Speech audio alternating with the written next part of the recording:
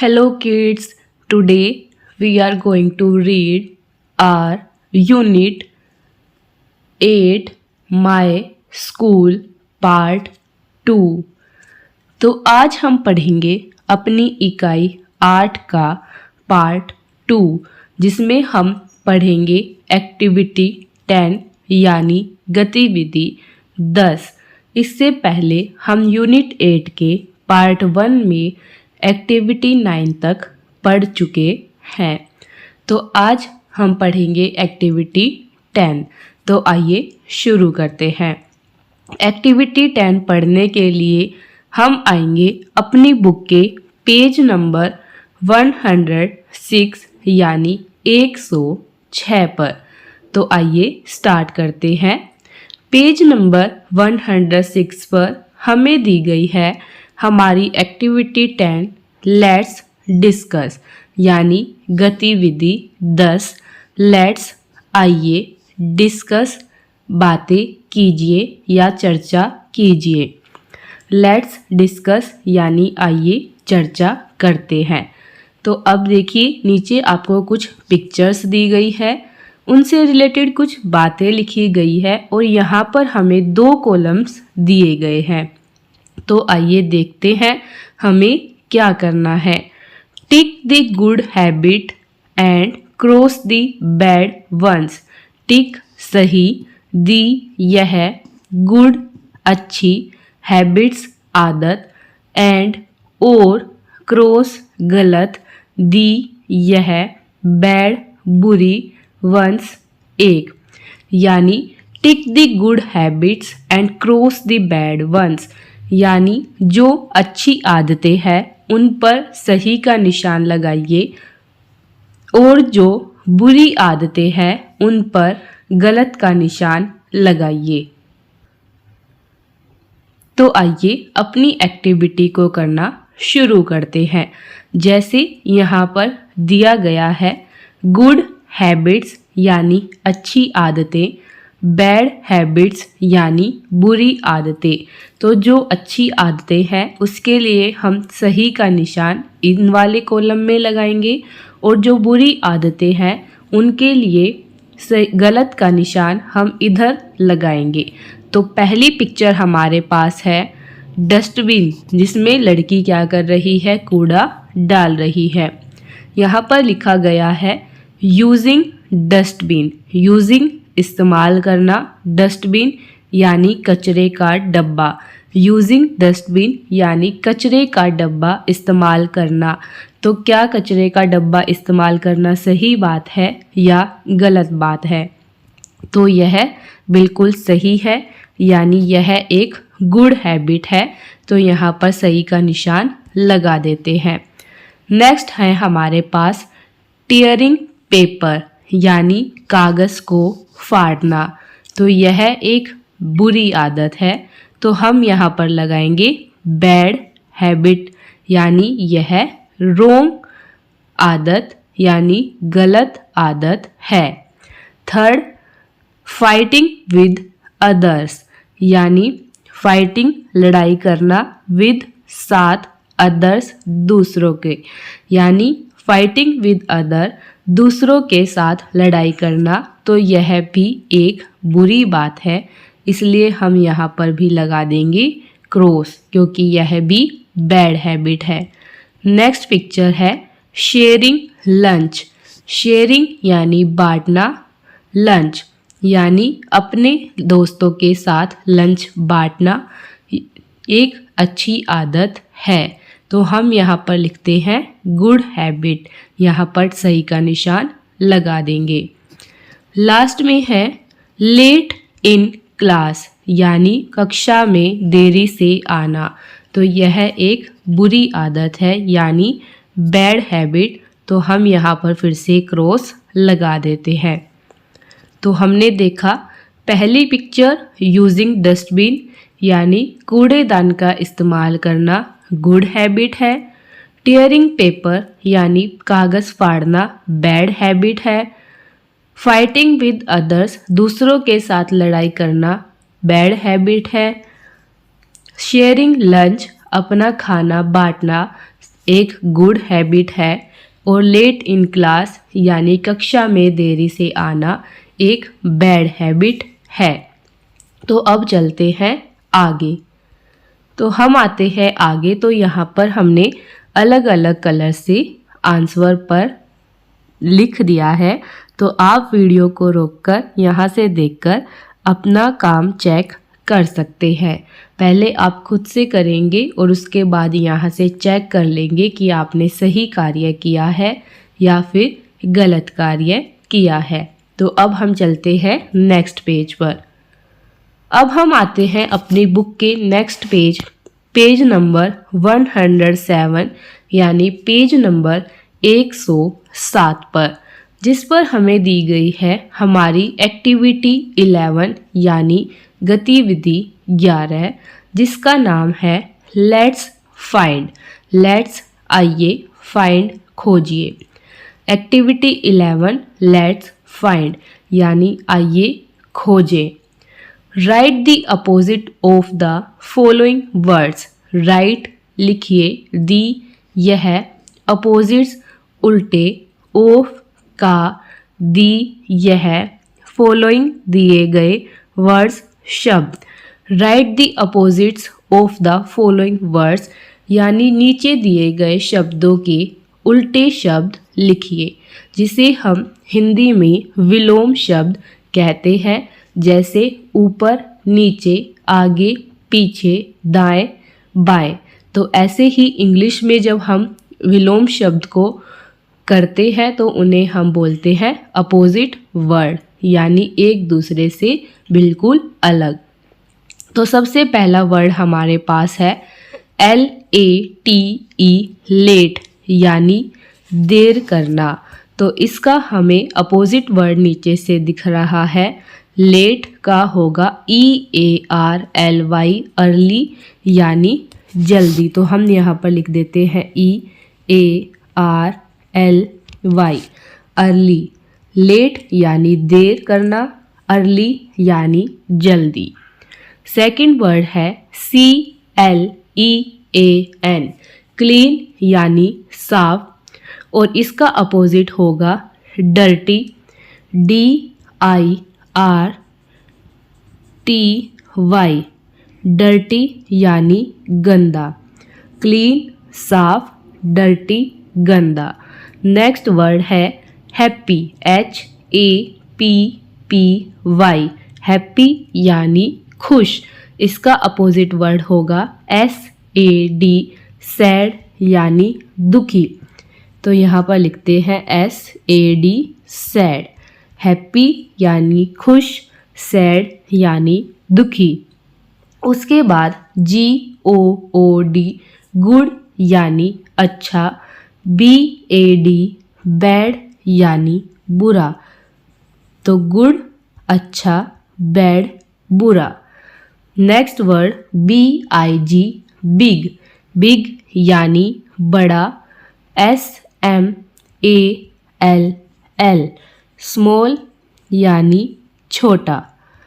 उसके बाद TALL, toll यानी लंबा, SHORT, शॉर्ट यानी छोटा, SHORT, शॉर्ट। तो हमने यहाँ नीचे दिए गए वर्ड्स को देखकर अपने वर्ड्स के अपोजिट मीनिंग लिख लिए हैं, यानी अपोजिट वर्ड्स विलोम शब्द लिख दिए हैं। पहला वर्ड है लेट यानी देर करना, अर्ली जल्दी, क्लीन साफ, डर्टी गंदा, हैप्पी खुश, सैड दुखी, गुड अच्छा, बैड बुरा, बिग बड़ा, स्मॉल छोटा, टोल लंबा, शॉर्ट छोटा। तो अब हम चलते हैं आगे। तो हम आगे आते हैं, तो यहाँ पर हमने बिल्कुल अच्छे तरीके से अलग अलग कलर्स से लिख दिया है। तो आप वीडियो को रोककर यहाँ से देखकर इसे पूरा कर लेंगे और अपने अपोजिट वर्ड्स को कॉपी में भी लिख लेंगे, साथ ही याद कर लेंगे। जैसे late, early, clean, dirty, happy, sad, good, bad, big, small, tall, short. तो अब हम चलते हैं आगे नेक्स्ट पेज पर। तो अब हम आते हैं अपनी बुक के नेक्स्ट पेज, पेज नंबर 108 यानी 108 पर, जिस पर हमें दी गई है हमारी एक्टिविटी 12 यानी गतिविधि 12 है। तो आइए इसको करना शुरू करते हैं। So our activity 12 name is words are fun. Words शब्द, आर है, फन मज़ेदार, यानी एक्टिविटी 12 का नाम है वर्ड्स आर फन यानी शब्द मज़ेदार है। तो आइए देखते हैं एक्टिविटी 12 में हमें क्या करना है। तो यहाँ पर लिखा है speak this words allowed after the teacher and add 2 more words. Speak बोलिए, दीज यह, वर्ड शब्द, अलाउड तेज, आफ्टर बाद में, दी यह, टीचर अध्यापक, एंड और ऐड जोड़िए, 2 दो, मोर अधिक, वर्ड्स शब्द। Speak this words allowed after the teacher and add 2 more words, यानी नीचे दिए गए शब्दों को तेज आवाज में पढ़िए और उसमें कुछ और नए शब्द ऐड कीजिए। इधर हमें लिखकर दिया गया है words that have similar sound are called rhyming words. Example dust, must. Words यानी शब्द, दैट वह, हैव है, सिमिलर एक जैसी, साउंड ध्वनि, आर है, कोल्ड बोले जाते हैं, राइमिंग वर्ड्स यानी म्यूजिकल वर्ड, राइमिंग वर्ड्स यानी शब्द। Words that have similar sound are called rhyming words. जिन शब्दों की ध्वनि हमें एक जैसी गाने की तरह सुनाई देती है, जो हमें बोलने में अच्छी लगती है और हम आसानी से बोल पाते हैं, उन शब्दों को हम कहते हैं राइमिंग वर्ड्स, जैसे डस्ट एंड मस्ट। तो ऐसे ही कुछ वर्ड्स हमें नीचे दिए गए हैं, तो आइए पढ़ते हैं। Pen, den, men, hen, ten. Repeat, pen, den, men, hen, ten. तो अब हमारे पास नेक्स्ट वर्ड है बुक, हुक। तो हम इसके आगे क्या बना सकते हैं? Cook, look, COOK cook, LOOK look. तो बन गया book, hook, cook, look. Next choke, toke, woke. तो हम बना सकते हैं stoke, boke. Next bag, tag, lag, rag, wag. Duster, cluster, buster, custer. Table, cable, fable, stable. तो इस तरीके से हम जो भी वर्ड्स एक जैसी ध्वनि वाले लिखते हैं या जिनको बोलने पर एक जैसी ध्वनि अंत में सुनाई देती है, उन्हें हम बोलते हैं राइमिंग वर्ड्स। तो हमारी एक्टिविटी 12 कंप्लीट होती है।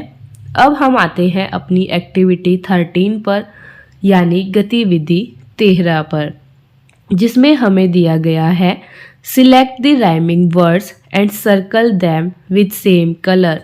सिलेक्ट चुनिए, दी यह, राइमिंग वर्ड्स यानी शब्द, एक जैसी लय वाले शब्द, एंड और सर्कल घेरा, दैम उन्हें, विद साथ, सेम एक जैसे, कलर यानी रंग।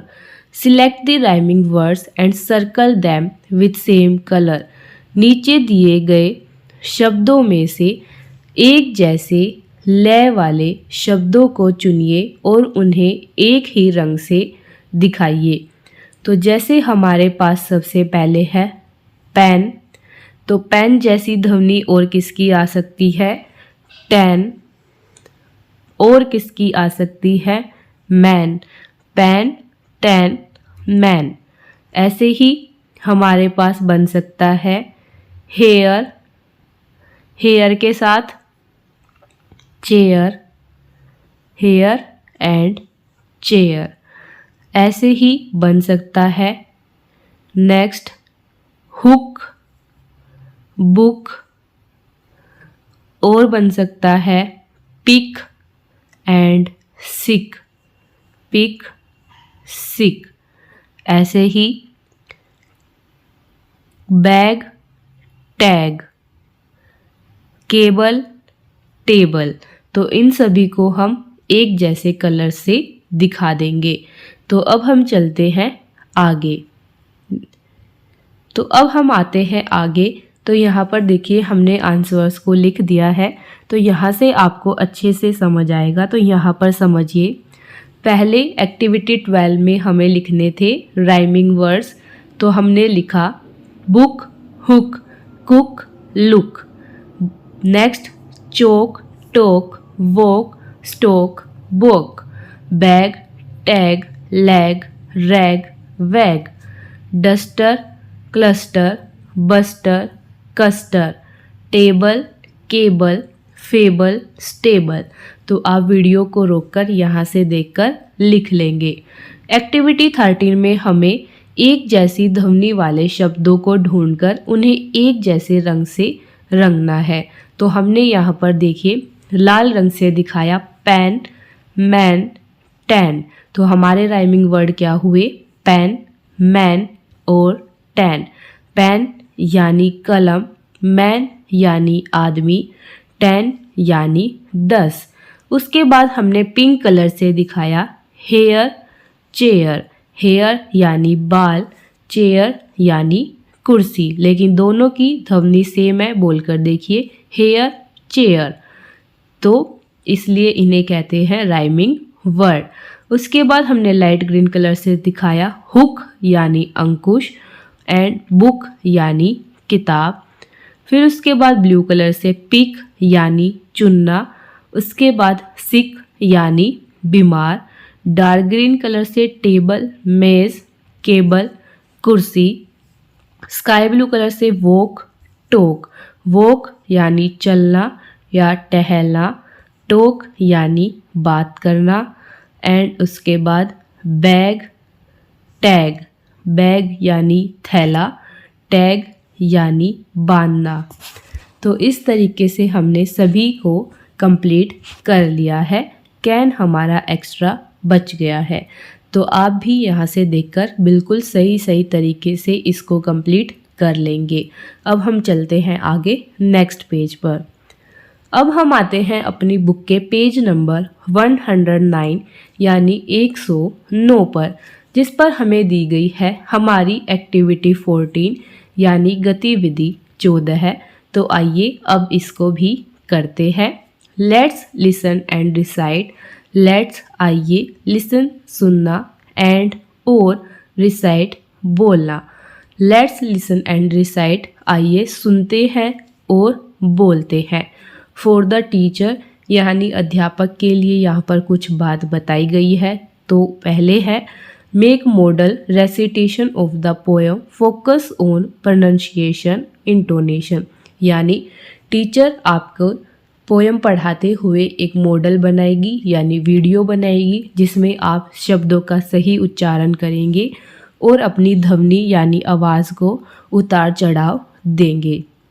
Number 2, encourage students to recite and learn the poem. यानी बच्चों को कविता बोलने एंड याद करने के लिए प्रोत्साहित करेगी।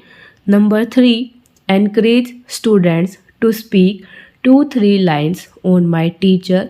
यानी बच्चों को मेरी अध्यापक के बारे में 2 से 3 वाक्य बोलने के लिए कहेगी। जैसे my teacher name is dash. My मेरे, टीचर अध्यापक, नेम नाम, इज़ है। My teacher name is dash. तो यहाँ पर आपको लिखना है अपनी मैम का या सर का नाम।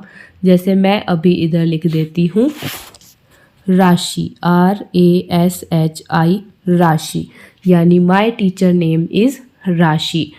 उसके बाद है ही शी लाइक्स, ही वह, शी वह, लेकिन ही लड़के के लिए यूज़ किया जाता है और शी लड़की के लिए यूज़ किया जाता है। लाइक्स यानी पसंद। तो आपको बताना है आपके टीचर क्या पसंद करते हैं। जैसे रीडिंग बुक्स, वह किताब पढ़ना पसंद करते हैं, या वी टीच अस यानी वह हमें पढ़ाना पसंद करते हैं, या शी लाइक्स डांसिंग, उन्हें नाचना पसंद है। तो जो भी आपको टीचर को पसंद है वह आप इधर लिख सकते हैं। जैसे मैं लिख देती हूँ she likes, TEACH, she likes to teach us, यानी उन्हें हमें पढ़ाना अच्छा लगता है। तो अब हम नीचे आते हैं हमारी एक्टिविटी 14 की पोएम पर।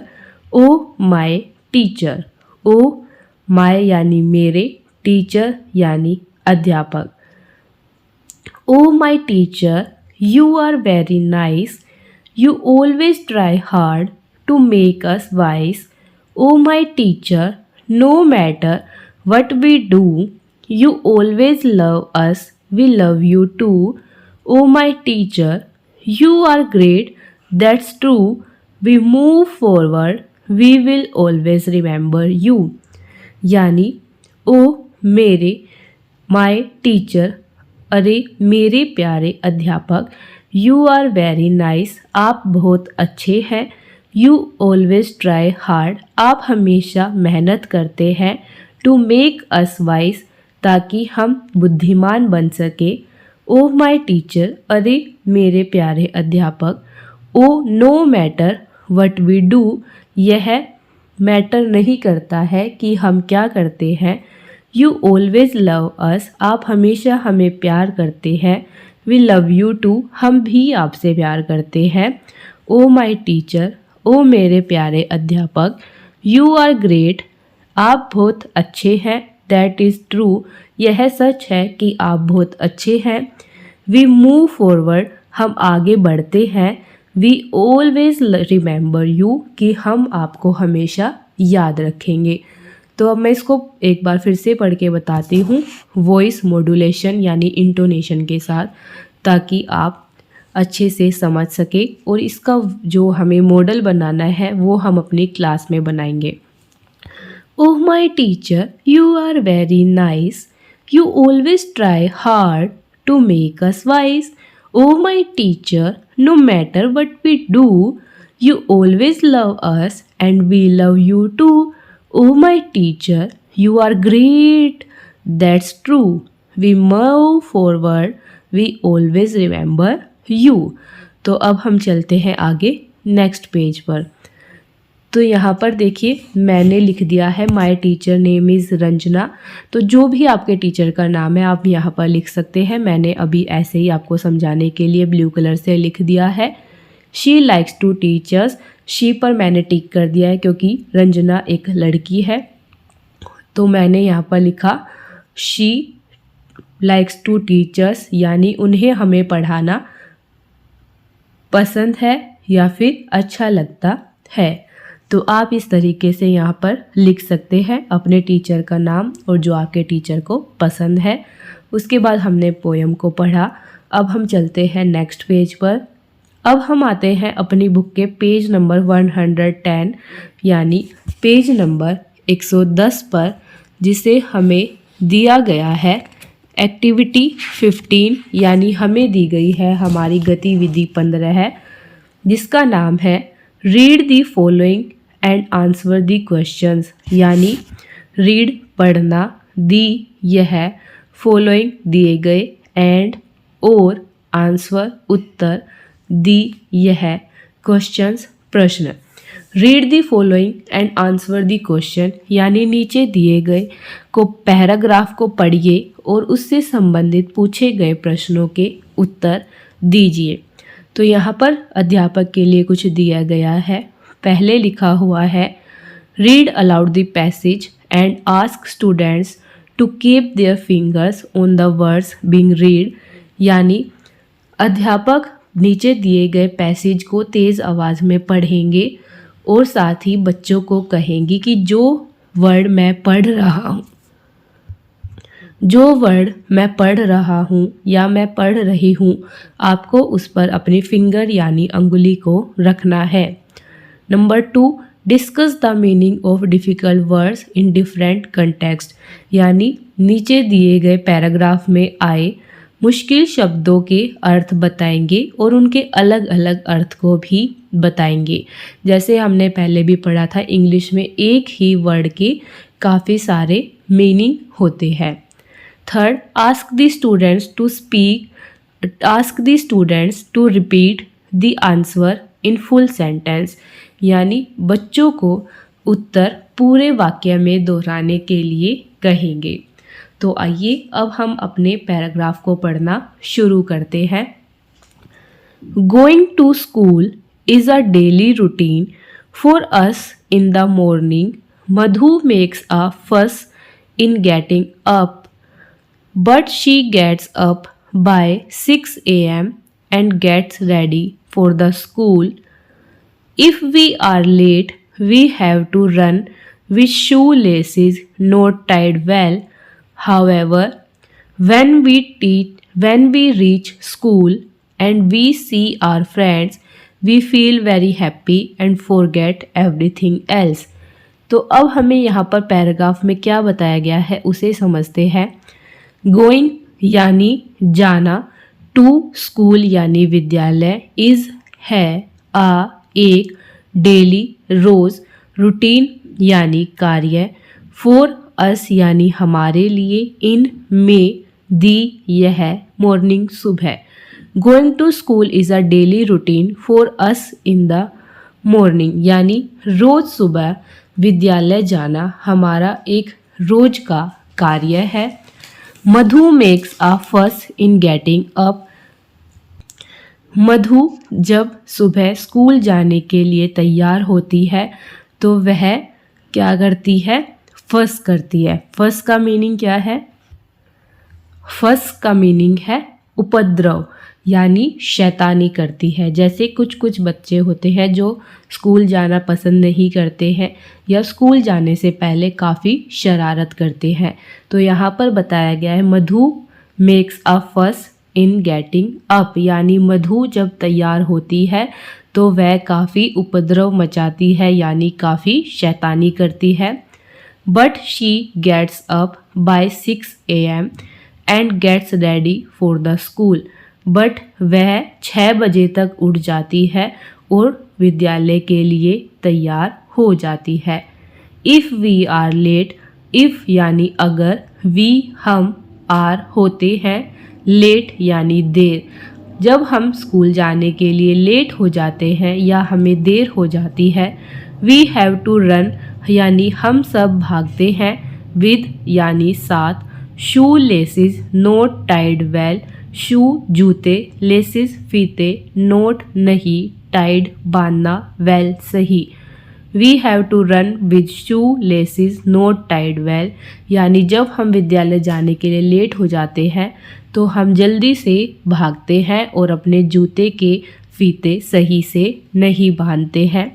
हावेवर व्हेन वी रीच, वह जब, वी हम, रीच पहुंच जाते हैं, स्कूल विद्यालय, एंड वी एंड और, वी हम, सी देखते हैं, आर हमारे, फ्रेंड्स दोस्त।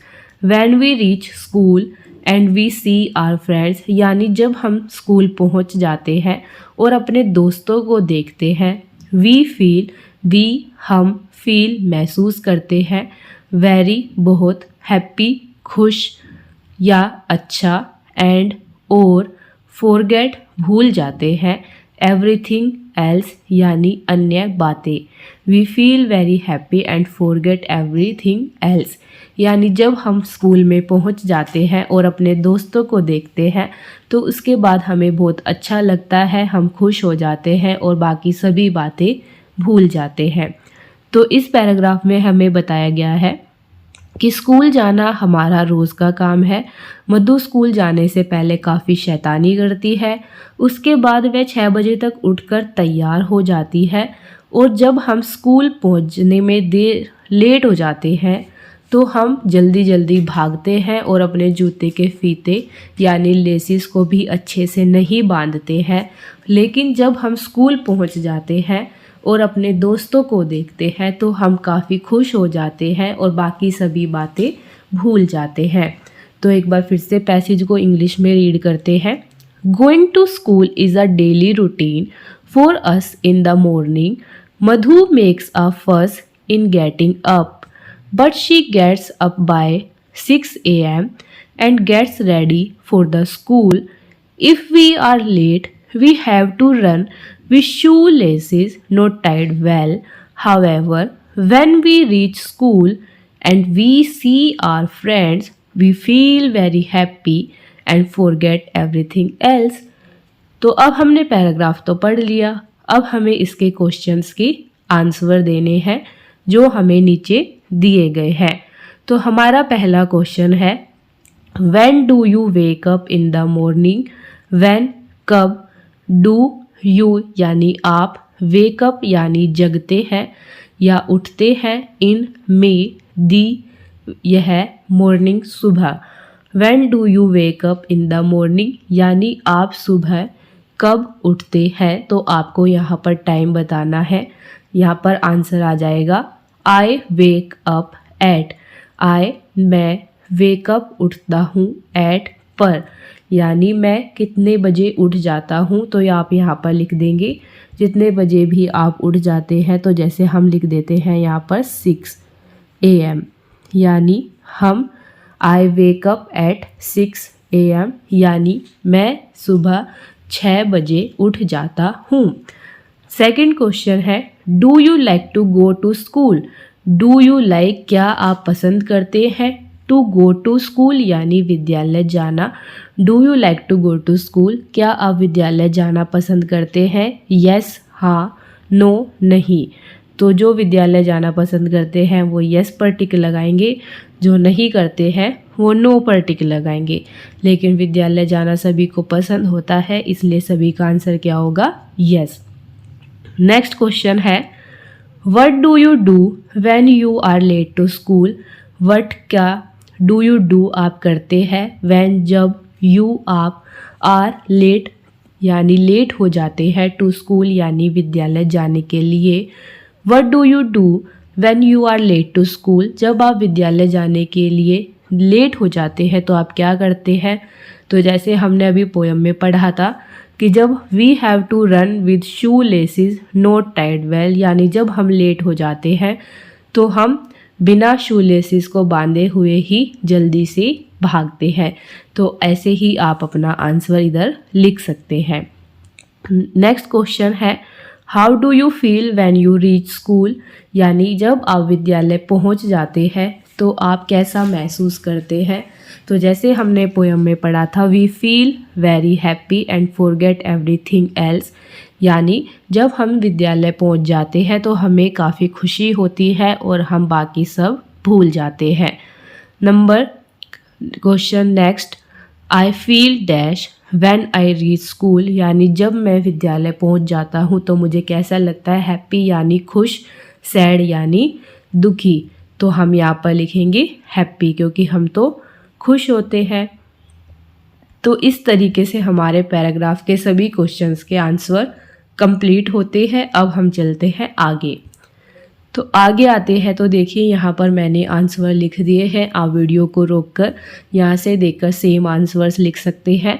अगर आप कुछ अलग लिखना चाहते हैं तो आप किसी बड़े की हेल्प ले सकते हैं या अपनी टीचर से स्कूल में पूछ सकते हैं। जैसे पहला क्वेश्चन है when do you wake up in the morning आप सुबह कब उठते हैं।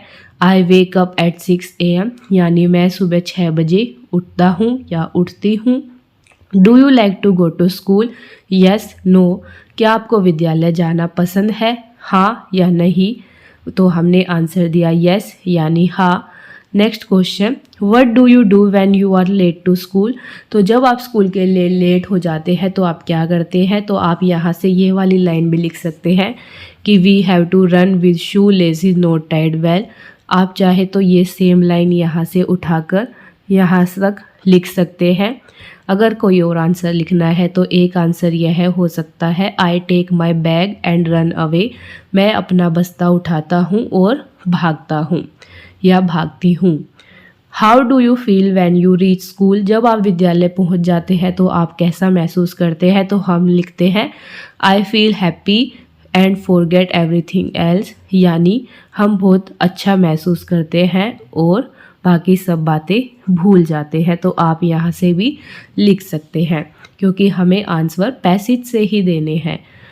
उसके बाद है I feel dash when I reach school. जब मैं विद्यालय पहुँच जाता हूँ या जाती हूँ तो मुझे कैसा लगता है, तो हमें अच्छा लगता है। तो हमने लिखा I feel happy when I reach school, यानी जब मैं विद्यालय पहुँचती हूँ तो मैं बहुत खुश हो जाती हूँ। तो अब हम चलते हैं आगे नेक्स्ट पेज पर।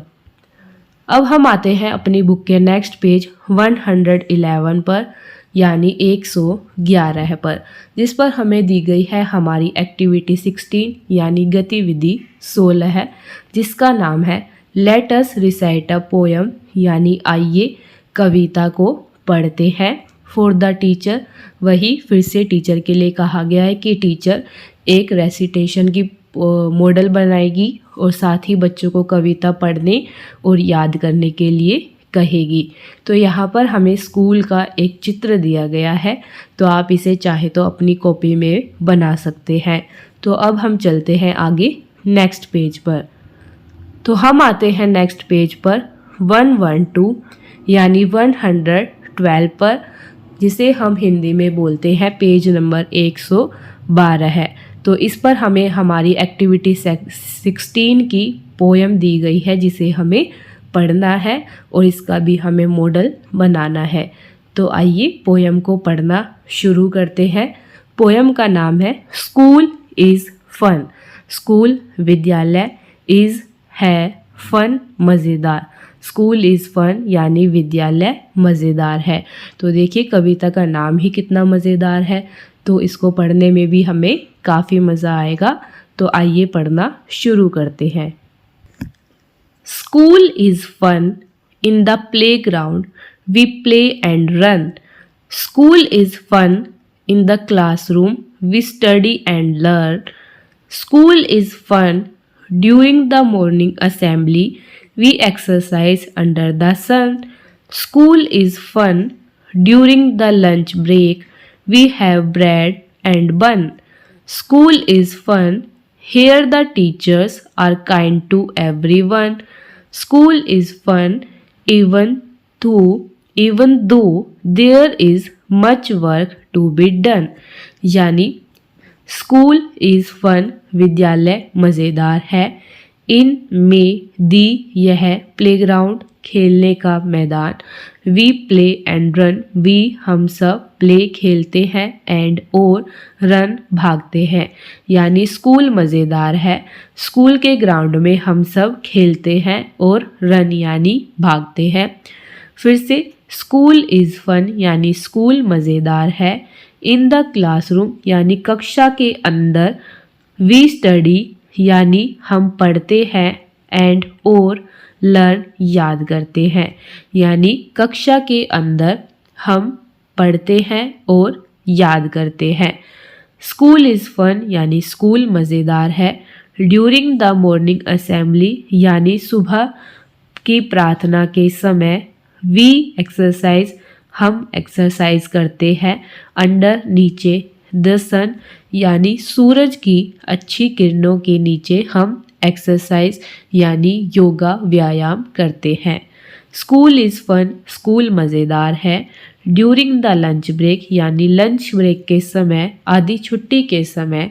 वी हैव ब्रेड एंड बन हमारे पास खाने के लिए एक ब्रेड होती है और साथ में एक बन होता है।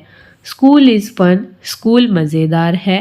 Here the teachers are kind to everyone यहाँ के अध्यापक सभी के साथ काफ़ी अच्छे हैं। School is fun even though there is much work to be done. School में काफ़ी अधिक काम करने के लिए होता है। तो अब हमारी कविता खत्म होती है। इसे फिर से समझते हैं। स्कूल मज़ेदार है, हम प्लेग्राउंड में खेलते हैं, भागते हैं। स्कूल मज़ेदार है, हम कक्षा में पढ़ते हैं, याद करते हैं। स्कूल मज़ेदार है, हम प्रार्थना के समय सूरज की किरणों के नीचे व्यायाम करते हैं। स्कूल मज़ेदार है, हम आधी छुट्टी के समय ब्रेड और बन खाते हैं। स्कूल मज़ेदार है, यहाँ पर अध्यापक अध्यापिका सभी के साथ अच्छे हैं। स्कूल मज़ेदार है, स्कूल में बहुत सारे काम करने के लिए होते हैं। तो अब इसको एक बार इंग्लिश में पढ़ते हैं। School is fun, in the playground we play and run. School is fun, in the classroom we study and learn. School is fun, during the morning assembly we exercise under the sun. School is fun, during the lunch break we have bread and bun. School is fun, here the teachers are kind to everyone.